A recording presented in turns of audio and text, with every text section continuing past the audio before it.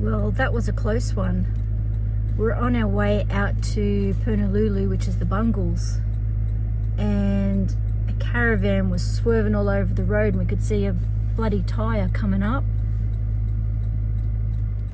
bouncing all over the road. Oh my God. Must have done a wheel bearing, Bernie said. I'm just gonna go check and see the lady's okay.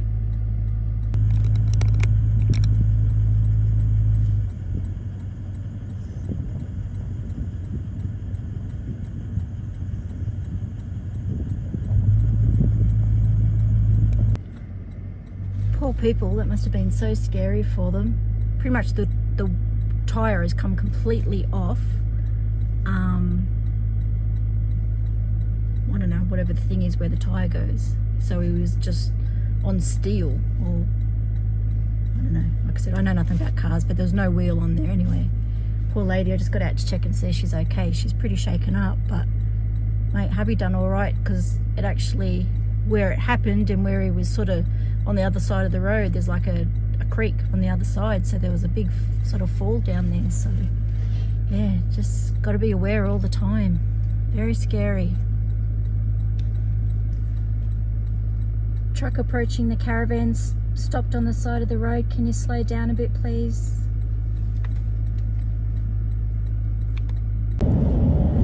So that was a close one, Bernie. Very close. Very close for them, very close for us. So we just had a Toyota Land Cruiser towing a van. I did tell a bit of the story. Yeah, he's come across, he's coming towards us, and he's lost his wheel. His back driver's side wheel. I don't know how he recovered, and if he didn't recover, he would have went down a culvert, and yeah, I hate to know what would have happened then. But the wheels come off, and then it's kept going, and it's jumped the creek at the culvert, and then hit the bank, and then gone up in the air, and sort of was heading towards us. You'd come off the road though as well. Yeah, so. and I had to get off the road because he was still coming towards us. Yeah, like it's one of those things. 2 minutes earlier, 2 minutes later, we would have missed it. 2 minutes earlier, we would have been right involved in it. I don't even think 2 minutes. Well, yeah. It was like in an instant. So, yeah. So, yeah, very close. But, close for them, close for us, I suppose, wasn't it? Yeah, very. Anyway, we've left them. They were okay. They've got to get a tilt tray to pick them up because he sheared there. So what happened is the 5 studs have sheared off, or 6 studs there might be on a cruiser. It's 5 or 6. Yeah, it's just sheared the studs off. I think that's the circle things, is it? The studs with the nuts go onto. We don't know. I don't know what that is. The wheel studs, the bolt that the nut goes on. Basically, it's just sheared them off. Yeah. And he hasn't even been on the kip yet. No, he was actually just they've come across from Broome. So today they've just come just north of the Bungles. Sorry, not north. I'll keep just west of the Bungles would be.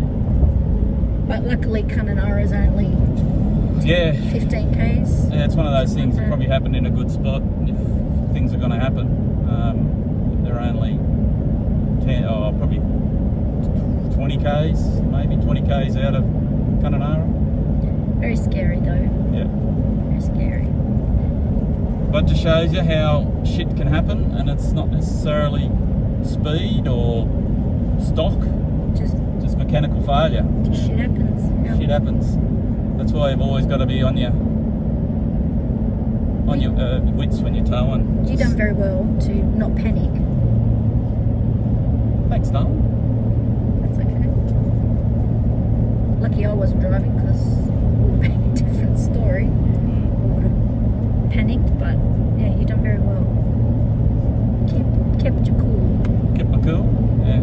First time for everything. My heart was racing, I tell you. First time for anything. Anyway, we're about 10 k's from the turn off to Purnululu, which is the Bungle Bungles, and we've just been informed by old mate Siri that there's a bushfire warning. So we can see smoke up here. Will make for a very nice sunset this evening, I think, but it smells. It hasn't long been through here, I don't think. No, a couple of days. Just having a walk around the Bungles caravan park. Come across these couple little fellas here. Not a bad little park here. Got these cabins. Got half a dozen of these. Pretty cool. Got a camp kitchen.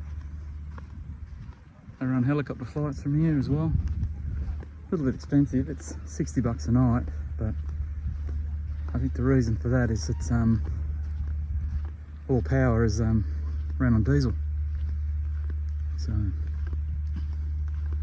yeah, powered sites are $60 a night. I'm not sure what the other sites are, but and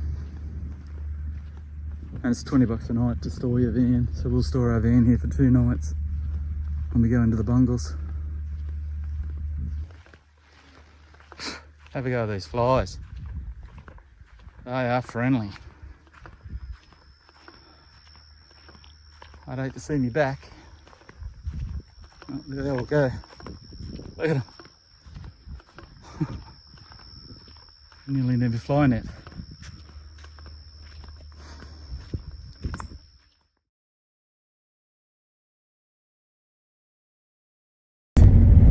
We are just entering Purnululu National Park, which is the Bungle Bungles in Western Australia. So we've just left the caravan park, and it's a 53-kilometre drive or something to the Visitors Information Centre. Fairly rough road, we've been told. It is very stony, very rocky, loose rocks and corrugations. So we're just taking it easy, lots of creek crossings, dry creeks I reckon. So yeah, we'll just take it easy going out here, and then we've got to go to where we're camping tonight. Just before we go into that, so the caravan park actually stores your caravan for $20 a day.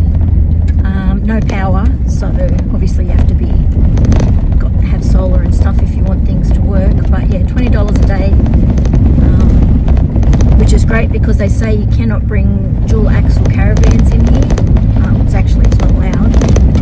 And we were talking to some people when we were at Lake Argyle, and they said, I don't think you should bring any kind of caravan in here, to be honest. So we will wait and see, because obviously we've never been here before, but a little bit of a bucket list, isn't it? It is. Which is very exciting. But we've aired down, obviously air down on these roads, just to make it a bit more comfortable and also protect your tyres. And yeah, we'll get in there and have a look at these different, got a couple of walks to do, and sunset, sunrise we're going to do. We'll probably do Echidna Chasm first. We will stop at the info centre and see what they suggest. But there's 2 campgrounds. There's one up the top, north, and there's one down the bottom, which is the south one, which is Woolardi, I think it's called. Woolardi, yeah. Something like that. And the other one's Currajong. Don't quote me, I will put that down the bottom here.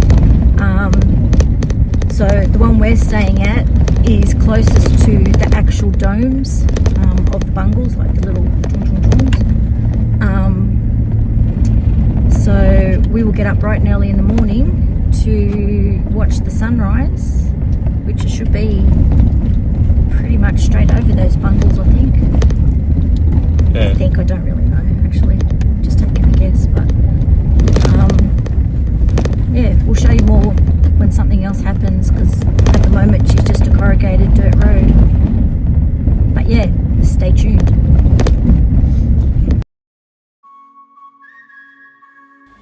So the main road into Purnululu, like we said, is about 53 kilometres, and in that 53 kilometres there is approximately 32 creek crossings. Some of them are dry, some are sandy, some are rocky, some are small, some are big, but yeah, 32. Obviously depends on what the wet season was like prior, with how much water is in there. But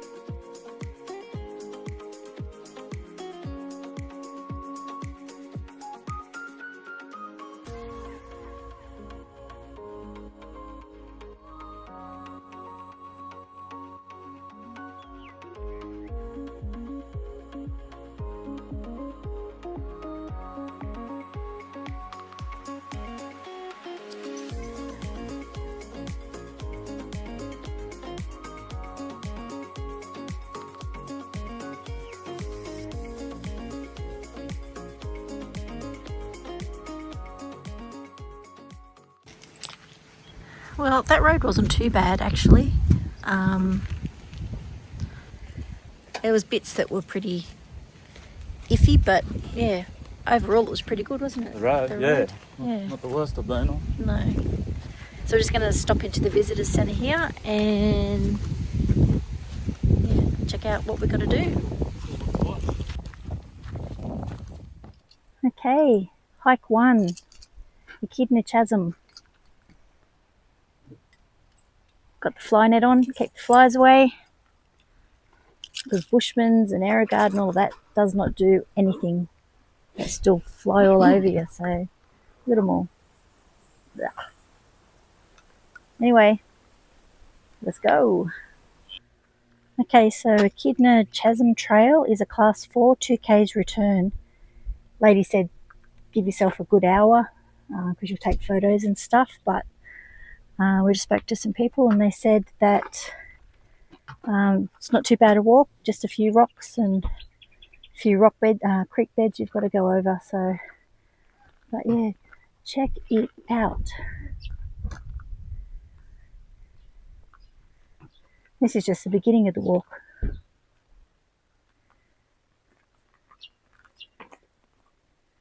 Let's go, Bernard.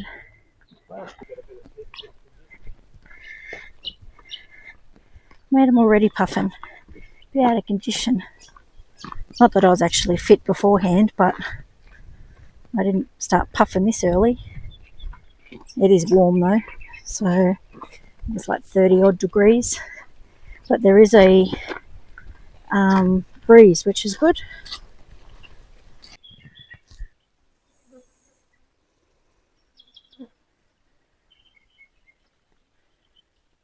The start of this walk is exposed to the sun along a dry creek bed. It's got uneven rocks, so you do have to be careful underfoot, and there's a heap of palm trees, but just make sure along the way you take it all in. Mate, it is stunning is all I can say, and the colours and all the palm trees are just amazing.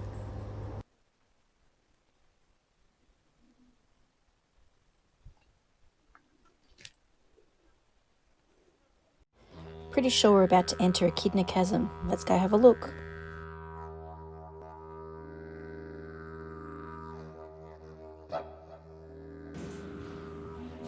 Look up. Here's Trina coming up.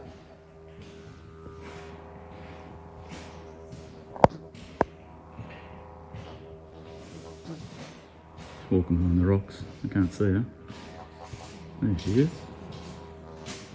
Take it very carefully.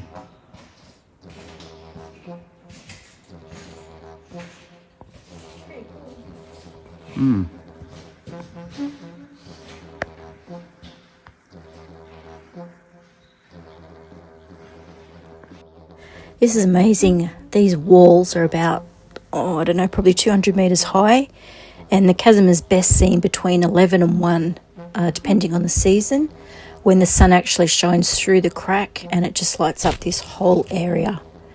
The colours in here are just amazing.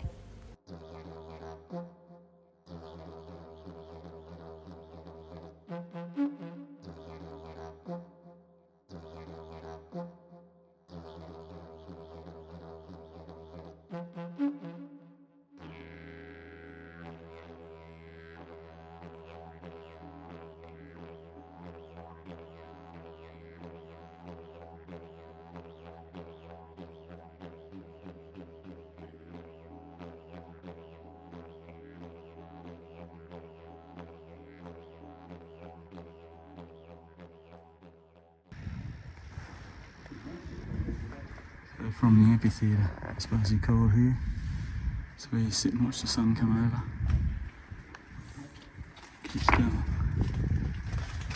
Keeps going up here around the corner. Ran into a bloke in the car park and he says make sure you keep going once you get to the seats. This is quite specky.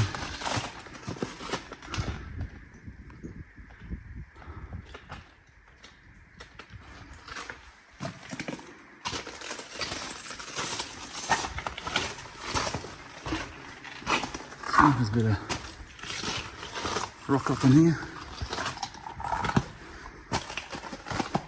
Might go up and see whether I can, how far I can go. Someone's dropped their backpack here, which is a good idea. I might do the same. It's just another big cathedral, big open area up there. Like I said, it looks like you used to be able to come up here. Looks like there were steps. This is just where I'll come up.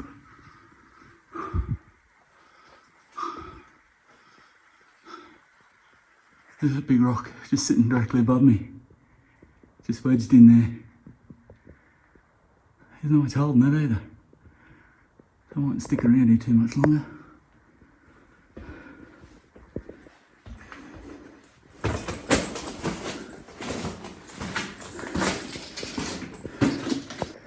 Yeah, look at this. This is a rock. I was just standing under that. Look how much that's hanging on by. 2 parts of it, stuff all.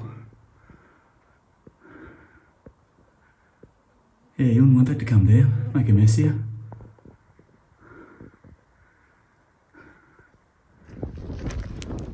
So that's the chasm there. Just middle of camera.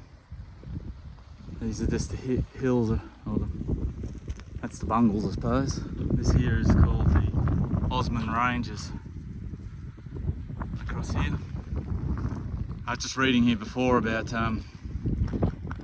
they're just talking about how a lot of the food supply has been lost here due to cattle grazing and also the ferals, donkeys, camels, etc. So they've managed to cull some of those, and now some of the food supply is coming back. So that's where we just were, up in there, in the chasm.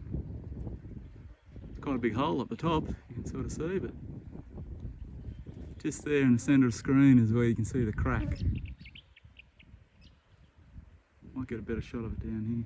A bit further down. Yeah, so this is a little bit further down from Osman Lookout, and you can see the crack there now, or the chasm in the going down into the like towards the ground. But yeah, there's a lot there, right down the bottom of the screen. Like that's where it is. So yeah, she's pretty big. So we just come out of the Kidna Chasm. Beautiful. It was nice and cool in there, which was lovely. There's seating, like a couple of bench seats and stuff, but there's plenty of rocks to sit on. We were actually there at the right time.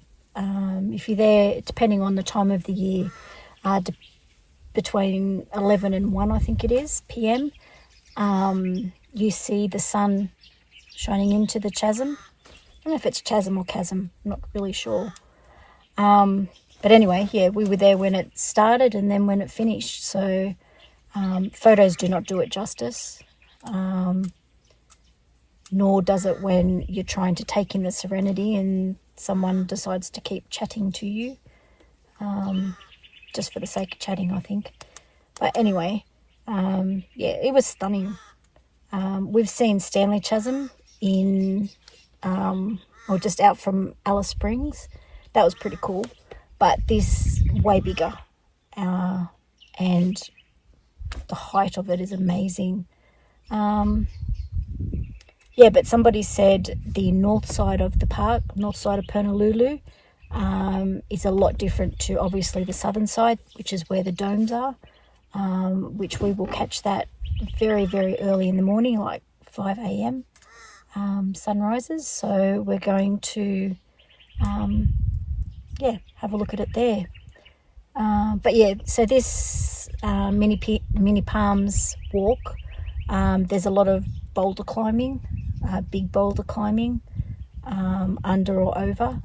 Unfortunately, my shoulder will not let me do that. Sounds like an excuse, probably is, but yeah, I'm not going to risk hurting that for it. So Bern went by himself. Don't worry, Mum, there's plenty of people there, so he is fine. Yeah, so I guess he'll tell us what it's like when he comes back. So this is what they call the Bloodwoods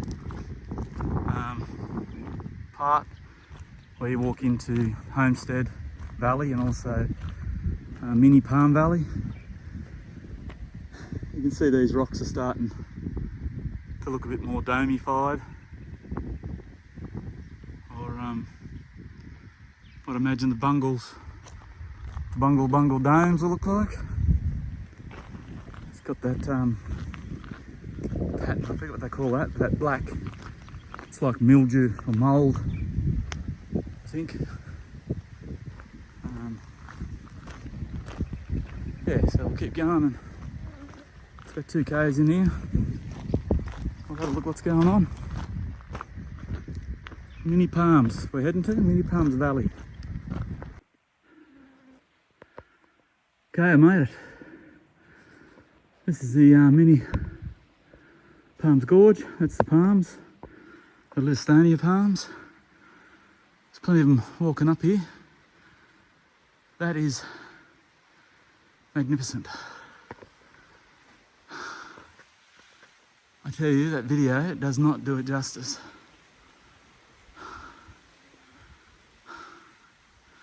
That's looking down, that's where I just walked up. And this is looking up into the gorge, chasm, cavern, cave, whatever you want to call it. Look at that.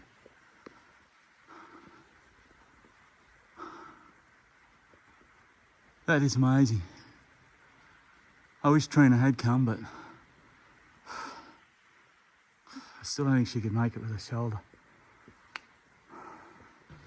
Not climbing under those rocks and trees and stuff.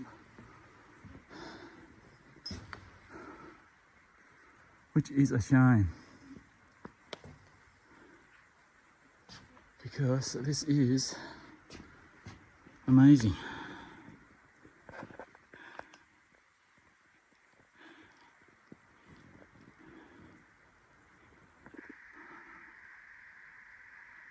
It's just so pretty up here. I just trying to get shots, but I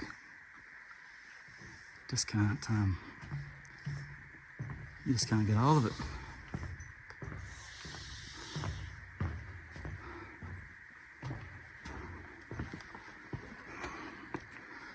Actually, might get on that next set of stairs.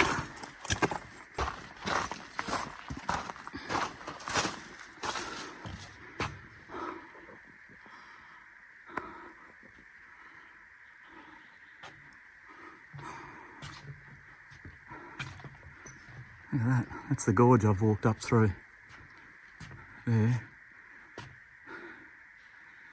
Just surrounded by these massive cliffs. These palms are known as the Listonia palms, or also known as the Bungle Bungles fan palm. They're found in Purnululu National Park, and these palms are unique to this region of the Kimberley, growing in the sandy cliff-line gorges and chasms of Purnululu. That's amazing.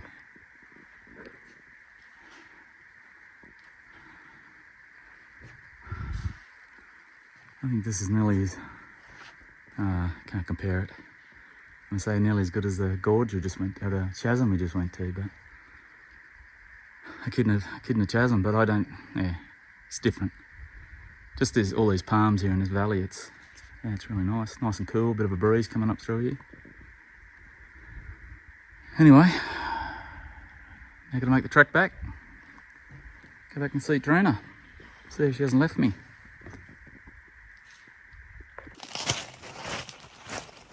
Well, that's Mini Palms walk done. Mini Palms Canyon, I think it's called. Yeah, gotta say, a little bit tough to get up there. I say it's a 5. You know, I don't really think it's a 5. Bit of rock hopping, a bit elevated here and there, but I don't know. I don't know where they get their 4 and 5s from, but I suppose they're dealing with lots of different age groups. Yeah, if you come out here, I've got off track here a little bit. Definitely do this one. And maybe it's just a case of taking your time. Like I've left Trine behind, so I'm sort of rushed it a little bit, like to get in there. Like I said, it only took me 40 minutes to get in there, but if it took the hour, I think you'd be fine. Probably the first section, that's probably scared those people off. The first section is probably the worst. It does, I don't think it gets better. It's a bit inclined. You're still jumping over rocks and stuff, but not like the beginning there where you're crawling under rocks and then there's a section you can barely get through. Anyway, I'm 15 minutes or so from getting back to Trine. And we'll probably go set up camp, I'd say, before sunset, and then go watch sunset at the beehives, Bungle Bungles on the southern end. Okay, see you then. So we've arrived at the camp spot, Walladi. We've picked site 2 actually, so not much here. It's obviously all unpowered. It's a toilet, a couple of toilets by the looks of it. A few people here, not heaps, but yeah, it should be nice. It's actually not too bad in the shade. Anyway, we'll show you our camp setup, a bit different to the caravan. So these are our camp cots that we got, oh God, how long ago, Bernie? 5, 6 years ago, probably? Yeah. Give or take, a bit different, mine from Bernie's. His is probably easier to set up, I think, but it's sort of like, I guess yours is more like a swag, hey?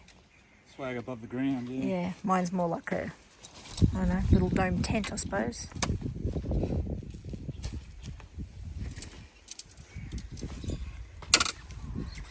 A lot more packing up, unpacking and packing up from the caravan. Oh yeah. Don't miss this. No.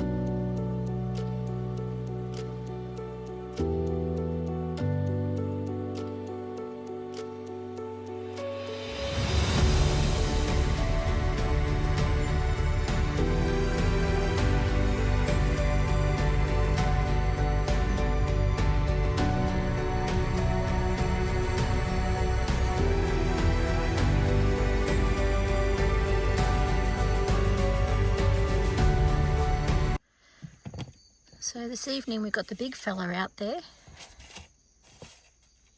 looking after me for, for Mother's Day.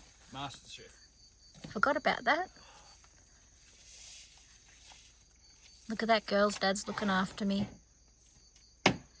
His special little light. He's got his red one on the back. That's to attract the females.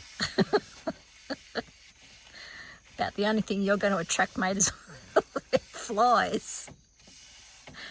You know, it's quite funny is that since we've been in the territory, no, not in the territory, in WA, is that we seem to be cooking dinner at 5 o'clock.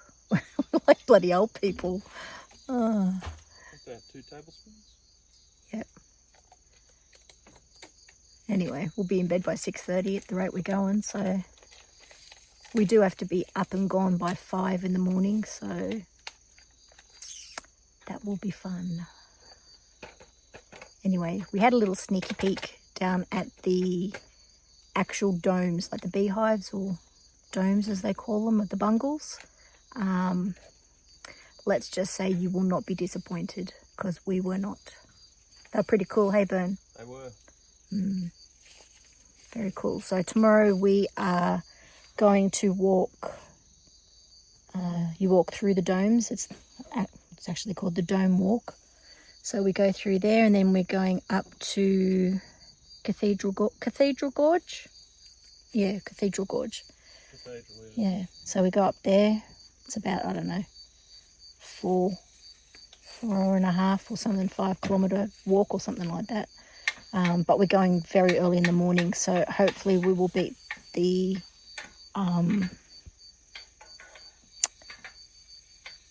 heat. But we will not beat the flies, because I saw some people today from Pomona, which is near Harvey Bay, and they said they come down here and done the walk early, and they said the flies and the mozzies were atrocious. So anyway, we'll see how we go. Bit hard to see with all that light there. Uncle Ben told us we needed a tablespoon or something. Oh, it smells nice. Interesting to see what this shit tastes like. Look at that. Nothing but the best for Mother's Day. No. Paper plate, party serviette, and KFC, what do you call that? Wipe.